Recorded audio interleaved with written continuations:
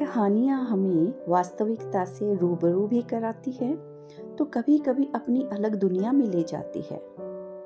Audio book का फ़ायदा यह है कि इसे हम जब चाहें तब सुन सकते हैं।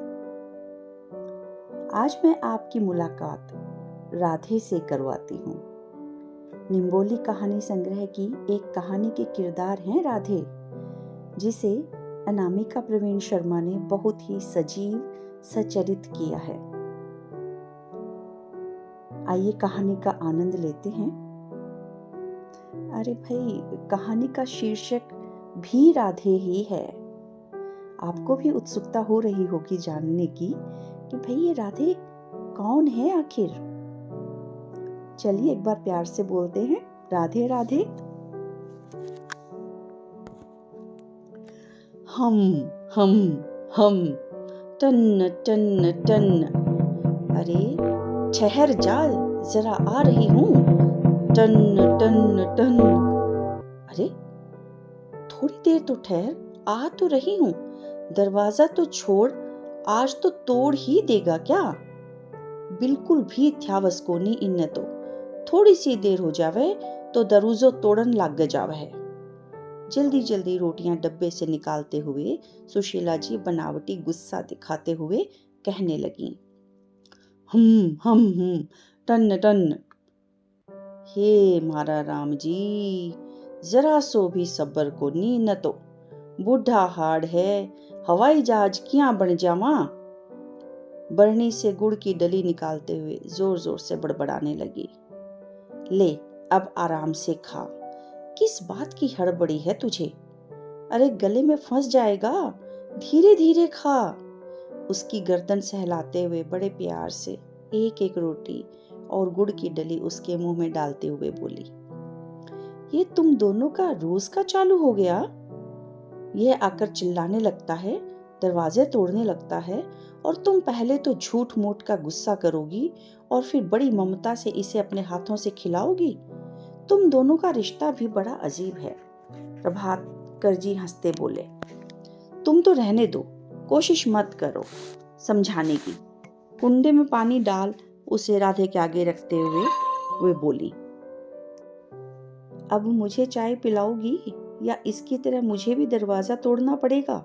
पंचायत भवन जाना है भाई, सरपंच जी ने पंचायत बुलाई है आवारा पशु से खेती का बचाव करने के लिए कोई कदम उठाने के संदर्भ में। हो गया तेरा, अब तू जा, बहुत काम पड़ा है करने को। खड़ी खड़ी तुझे ही लाड़ लड़ाती रहूं क्या? तेरे बाबूजी गुस्सा करेंगे अब उनको चाय नहीं मिलेगी तो। राधे को जरा सा हाथ का धक्का देते हुए कहा सुशीला जी ने, और रसोई में जाकर चाय बनाने लगी। सुनो, हमें शहर जाना होगा। सोनू की थोड़ी तबीयत ठीक नहीं है। मनोज का अभी फोन आया था, कह रहा था हमें याद कर रहा है। पंचायत भवन से आकर अपना कुर्ता खूंटी पर टांगते हुए प्रभाकर जी सुशीला जी को बोले, क्या? हाय मेरे बच्चे को क्या हो गया? बड़ी मुश्किल से रोटी को जलने से बचाते हुए सुशीला जी बोली। चिमटा भी छूट गया था उनके हाथ से। तुम कितनी जल्दी अधीर हो जाती हो। पहले खाना खा लो, फिर सामान जमा लो। आज रात की गाड़ी से चलेंगे, टिकट भी बनवा ली है। प्रभाकर जी ने उनके कंधे पर हाथ रखते हुए कहा। हेलो, हाँ बेटा, हम आराम से ट्रेन में बैठ गए हैं। ना ना, कोई परेशानी नहीं हुई हमें। टिकट भी कंफर्म है हमारी। हाँ ठीक है, सुबह आ जाना स्टेशन। सोनू कैसा है? अच्छा ठीक है, ठीक है। ले अपनी माँ से बात कर ले, कैसे खा जाने वाली नजरों से देख रही है मुझे। लो कर लो अपने लाडले से बात, तुम्हें तसल्ली हो जाएगी। फोन सुशीला जी को पकड़ाते हुए बोले, पानी कहाँ रख दिया तुमने? आज सुबह से बीपी की गोली ही नहीं ली, अब ले लूं? बैग को खंगालने लगे। क्या कर रहे हो? क्या चाहिए तुम्हें? सारा सामान उलट पुलट रहे हो। घर थोड़े ही है तुम्हारा, ट्रेन है। तुम जहां हो वहां किसी बच्चे की क्या जरूरत? सारे दिन सामान बिखेरते रहते हो। हाँ बेटा, ना ना, तुम बिल्कुल चिंता मत करो, हम ठीक से पहुंच जाएंगे। तुम बस सोनू का ध्यान रखो। अरे नहीं, वो तो तुम्हारे पापा की आदत है ना, तुम तो जानते ही हो, एक चीज के लिए सब कुछ फैला देते हैं। शायद अपनी दवाई ढूंढ रहे हैं, मिलेगी थोड़ी उन्हें, मुझे ही देनी पड़ेगी। अच्छा रखती हूँ, ध्यान रखना। लाओ, इधर दो थैला, ये लो दवाई और ये लो पानी। प्रभाकर के हाथ से बैग छीनते हुए वे बोली, और ये लो ओढ़ने की चादर और ये बिछाने की। हाँ हाँ, तकिया भी लाई हूँ, उसके बिना तो तुम्हें नींद नहीं आएगी। सो जाओ अब, वरना नींद पूरी नहीं होगी तो बीमार पड़ जाओगे। नीचे की बर्थ पर अपने लिए चादर बिछाते हुए वे बोलती जा रही थी और प्रभाकर उन्हें देखकर मुस्कुरा रहे थे। ये औरतें भी कितनी अजीब होती हैं, पति और बच्चों की हर बात, हर जरूरत का ख्याल रखती हैं, पर खुद के लिए कभी कुछ नहीं चाहती। सुनो, आधी रात को अचानक सुशीला उन्हें झिंझोड़ते हुए बोली, सुनिए, उठिए, हमारे राधे का क्या होगा? वह तो सुबह पहले दरवाजे पर आ जाएगा और दरवाजा तोड़ने लग जाएगा। जब तक मेरी आवाज नहीं सुनेगा, जाएगा भी नहीं पड़ोसियों के। हे भगवान, रघु की बहू को भी नहीं बोलकर आई मैं तो जल्दबाजी में। सुनो, एक काम करो, अभी रघु को फोन करके बोल दो रोटी रखी है, खिला देगा उसको। और वही अलमारी के ऊपर गुड़ का डिब्बा रखा है, उसमें से निकाल कर खिला देगा, चाबी है उसके पास। इतनी रात को? पागल हो गई हो क्या? सुबह जल्दी कर दूंगा मैं फोन, सो जाओ अब।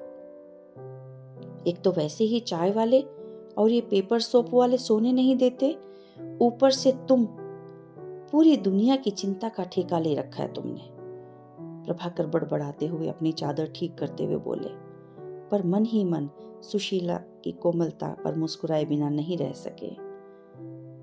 आने तो कोई फिक्र ना होवे, मेरो टाबर आवेगो तो मन्ने ढूंढेगो, कुण देवगो बिन्ने पेट भर रोटी।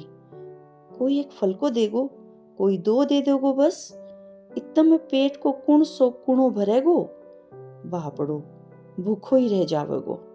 मन ही मन चिंता में खुद से ही बतियाती रही। ट्रेन की खड़ खड़ के साथ उनकी बड़बड़ भी चालू थी। अब सो भी जाओ सुशीला, बाकी की चिंता कल के लिए छोड़ दो। गाड़ी के रुकते ही मनोज सामने खड़ा दिखाई दिया। हाथ बढ़ाकर बैग लिए प्रभाकर जी से और सुशीला जी को सहारा देकर नीचे उतारा। देख लो, तुम्हारा बेटा आज भी मुझे जवान समझता है, जबकि इसके हिसाब से तुम बुढ़ा गई। बेटा, सोनू कैसा है? जल्दी से पहुंच जाऊं उसके पास तो कलेजे को ठंडक पड़े। प्रभाकर जी की बात को अनसुना कर मनोज से सोनू का हाल पूछने लगी। पहले से बेहतर है माँ, डेंगू हो गया था, आप लोगों को बताया नहीं, परेशान हो जाते और हजार अनहोनियां सोच लेते। कल सुबह ही डिस्चार्ज हुआ है, आते ही आप लोगों से मिलने की रट लगा दी, इसलिए फोन कर बुला लिया आप दोनों को। क्या डेंगू हो गया था? इतनी खतरनाक बीमारी, और तू अब बता रहा है? पहले कह देता तो हम आ जाते, तुझे और बहू को अकेले अस्पताल के चक्कर, ऑफिस, घर सब संभालना आसान हो जाता। अपने माँ पापा को भी नहीं बताया तूने। अगर सोनू जिद नहीं करता तो तू बताता भी नहीं। भगवान की कृपा है कि अब वो ठीक है। सुशीला जी बेटे से नाराज सी होते हुए बोली। पता है, राधे को भी परसों वो पशुओं के डॉक्टर को दिखाया था इन्होंने, रोटी नहीं खा रहा था तो मैंने उसकी नजर उतारी, तब जाके 4 रोटी खाई उसने।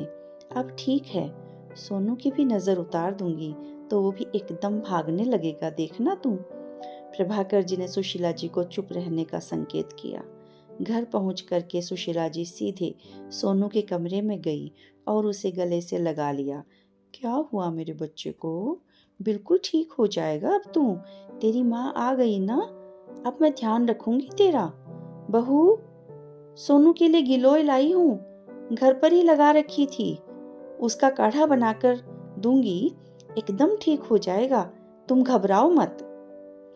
बहू का उदास चेहरा देख उसके सिर पर हाथ फिराते हुए कहने लगी, सुनिए जी, सोनू अब एकदम ठीक हो गया है, गांव चलिए, मन बहुत बेचैन हो रहा है। राधे की याद भी आ रही है। ऐसा लग रहा है कुछ अनिष्ट हुआ है। वह मुझे पुकार रहा है। ऐसा आभास हो रहा है मुझे। नींद भी नहीं आ रही 2 दिन से इस कारण। चलते हैं ना? क्यों इतनी जल्दी मचा रखी है? कुछ दिन रहो आराम से, बेटे बहू और पोते के पास। एक काम करो, पहले एक कप चाय पिला दो। पहले यहाँ आने की जल्दी, अब यहाँ से जाने की जल्दी। रघु को बोल तो दिया है, वो रख रहा होगा उसका ध्यान। अखबार में मुंह घुसाते हुए वे बोले। सुशीला जी की कातर दृष्टि से उन्हें देखने लगी, जिससे मिन्नत कर रही थी। फिर बोले, अच्छा अच्छा, तो अभी उसको फोन लगाता हूँ, तुम्हें तसल्ली हो जाएगी। हेलो रघु। रघु, कैसे हो बेटा? घर में सब ठीक है ना? क्या खबर है गांव की? सब ठीक है ना? और वहाँ राधे तो ठीक है ना? आता है क्या रोज? अच्छा अच्छा, ठीक है, ध्यान रखना, आते हैं हम कल। प्रभाकर जी के चेहरे पर कई तरह के भाव आने जाने लगे। सुशीला जी उन्हें बातें करते एकटक देख रही थी, जैसे उनके चेहरे के भाव को पढ़ने की कोशिश कर रही थी। मनोज, मनोज बेटा, सुनो तो, हमारी आज की टिकट बनवा दो गांव की। काफी दिन हो गए हैं, पेड़ पौधे सूख रहे होंगे, उन्हें भी संभाल लें, घर संभाल लें, जाकर खेत को भी संभालना है। इतनी जल्दी पापा?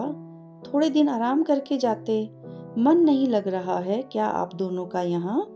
मनोज थोड़ा उदास हो चिंतित होते हुए बोला। सोनू भी कितना खुश है आप दोनों के आ जाने से। नहीं नहीं, ऐसी कोई बात नहीं बेटा, यहाँ मन क्यों नहीं लगेगा हमारा? तुम्हारे जैसे बेटे बहू तो भगवान सबको दे। सोनू अब ठीक हो गया है, एक बार जाकर घर संभालना है, फिर जल्दी वापस आ जाएंगे, ठीक है? मनोज के कंधे पर हाथ रखते हुए बोले प्रभाकर जी। जी पापा, बनाता हूँ टिकट। मनोज थोड़ा उदास होते हुए टिकट बनवाने लगा। उधर सोनू अपने कमरे में मुंह फुलाकर बैठ गया। उसको मनाने में दोनों की हालत खराब हो गई। बहू टीना भी अनमने मन से उनके रास्ते में खाने के लिए खाना बनाने रसोई में चली गई। माँ पिताजी के आने से उसका भी तो मन लग रहा था घर पर, नहीं तो सारा दिन बस अकेली ही रहती थी। माँ उसके साथ पूरा दिन रसोई में बातें करती रहती थी और उसे अपने अनुभवी किचन टिप्स देती रहती थी। माँ, ये आपका रात का खाना है और यह अलग से डिब्बे में आपका कल का खाना है। इसमें भरवा करेले और मेथी की लूंजी है, खराब नहीं होगी। मसाले भी ज्यादा नहीं डाले हैं। वहां जाते ही रसोई में मत घुस जाना, थोड़ा आराम करके फिर काम करना। और भी न जाने क्या क्या हिदायतें दे दी और जरूरत का सारा सामान पैक कर दिया इतनी सी देर में।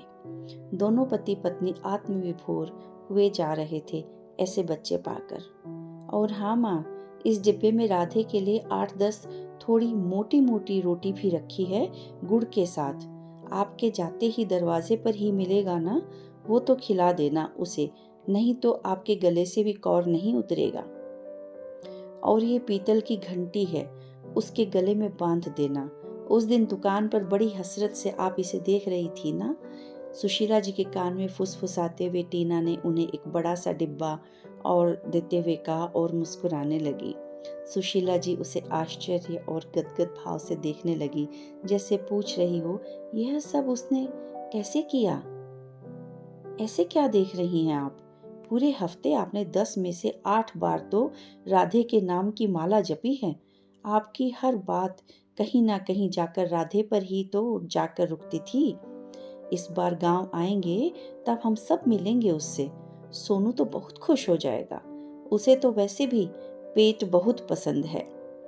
प्रभाकर जी सुशीला जी को देखकर मुस्कुराने लगे। सुशीला जी को न जाने क्यों उनकी हंसी दुख मिश्रित लगी। गाड़ी में भी सुशीला जी को प्रभाकर जी थोड़े उदास से दिखे तो नजरों ही नजरों में उनसे पूछा, तो वे उनका हाथ अपने हाथ में लेकर कहने लगे, कुछ नहीं है, थोड़ी थकान सी लग रही है। गांव जाकर थोड़ा आराम करेंगे 2-4 दिन और फिर खेत पर जाकर आऊंगा। देखते हैं काचरे मतीरे काकड़ी अब तो सब ठीक हो गए होंगे। बाजरा बाया था, उसका क्या हाल है। मूंग मोठ भी संभालने हैं, कहीं घुन ना लग गए हों। गांव में अभी इस बार बारिश नहीं हुई, उसी की थोड़ी चिंता हो रही है। खेती नष्ट ना हो जाए हमारी। इतना सब कहने के बावजूद भी सुशीला जी को संतुष्टि नहीं हुई उनकी बात से। ट्रेन की रफ्तार के साथ ही प्रभाकर जी की बेचैनी बढ़ने लगी। सोचने लगे क्या होगा गांव जाकर। बार बार सोई हुई सुशीला जी के चेहरे पर नजर चली जाती। राधे के लिए टीना की दी हुई घंटी कैसे किसी बच्चे की तरह सीने से चिपटाकर सो रही है। आंखें भले ही बंद हो सुशीला जी की, पर नींद तो उनमें भी नहीं थी। बहुत बेचैनी सी हो रही थी उन्हें। बार बार कुछ अनिष्ट सी आहट हो रही थी। जैसे तैसे घर पहुंचे। सुशीला जी तो दरवाजे पर ही डिब्बा लेकर खड़ी हो गई। ये राधे कहाँ है, दिख क्यों नहीं रहा है। यही तो समय उसके आने का। देखिए जी, क्या टाइम हुआ है। बेचैन सी बार बार गली के मुहाने तक आ जा रही थी। हेलो, हाँ डॉक्टर साहब, हाँ, ऐसा कीजिए, एम्बुलेंस को यही हमारे घर पर ले जाइए, हम करेंगे उसका क्रियाकर्म। कहते कहते उनकी जुबान लड़खड़ाने लगी। क्या क्या बात कर रहे हो आप, किससे और किसके बारे में, बोलो। सुशीला जी प्रभाकर जी को लगभग झिंझोड़ते हुए बोली। नहीं, कुछ नहीं, तुम संभालो अपने आप को। आओ यहाँ बैठो और ये डिब्बा मुझे दो। उन्हें आंगन में रखी खाट पर बिठाते हुए बोले, सुनो ध्यान से और अपने मन पर काबू रखना।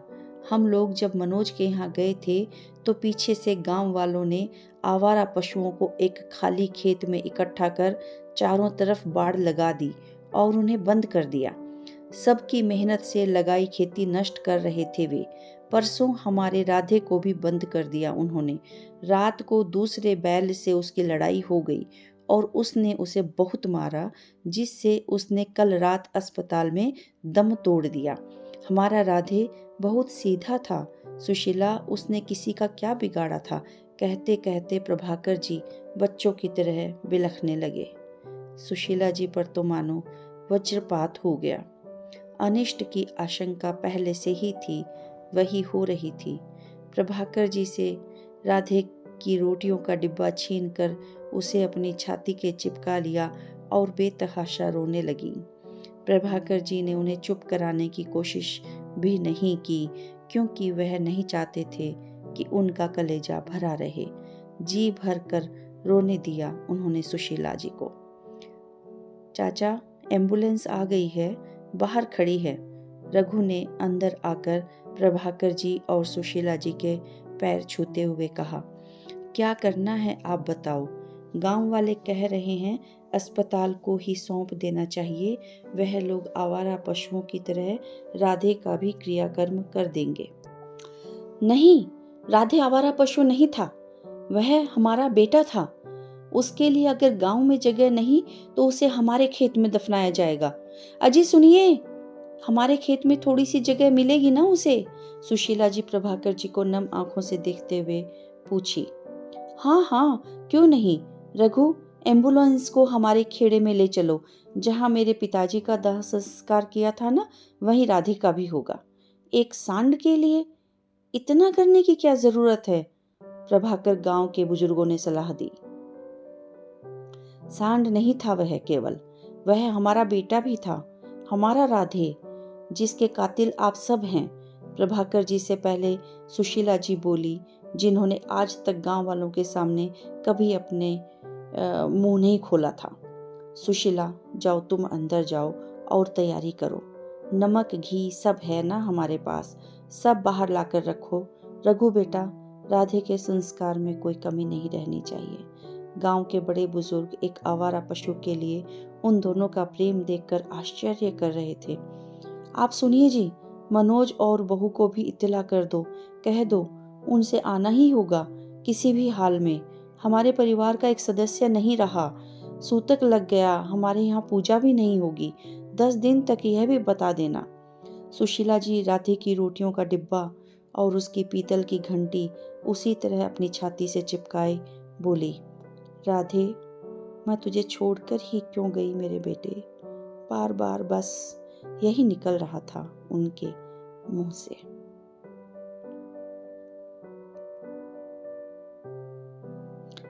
मैं निशब्द हूं इस कहानी को पढ़कर। जानवर हमें इतना अपना बना लेते हैं कि उनके जाने का गम जैसे हमारे घर का कोई इंसान चला गया हो वैसा ही होता है। क्या आप भी ऐसा महसूस करते हैं? कहानी अच्छी लगी तो कमेंट बॉक्स में कमेंट करके ज़रूर बताएं। धन्यवाद।